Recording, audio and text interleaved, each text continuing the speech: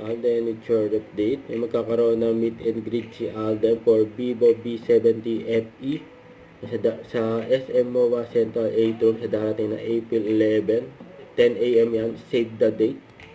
Yun, no? Tapos taping ngayon ni Alden ng Stars on the Floor. Nasa post yan ni Raver Cruz, Trans Authority. Yun, no? Napaka-busy ni Alden. Grabe yun. So, ito pa sa post ng A-Trim and A-Team Community. Magkakaroon ng community pantry ang kanyang fans sa April 9. Sa endorsement ni Alden na Alpha Pro bagong simula. Ito pabati ni Alden. Hi Jazz, surprise! Happy birthday! Ever since I got the chance to know you, naalala ko pa, parang long time ago kung saan tayo unang nakita, which is an opening of a supermarket somewhere in, near UST at tayo, if I'm not mistaken.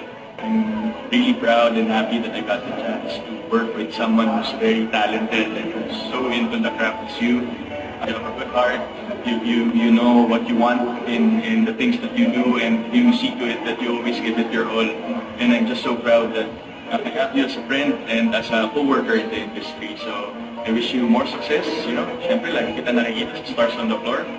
Jasmine kasi parang whatever she puts her mind into, she really excels on it.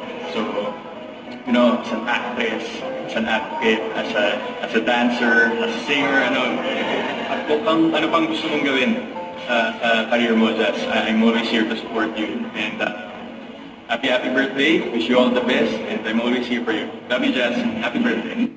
Don't forget to subscribe, click the notification bell for more updates. This is Richard Reaction Live. Stay tuned for more videos. See ya.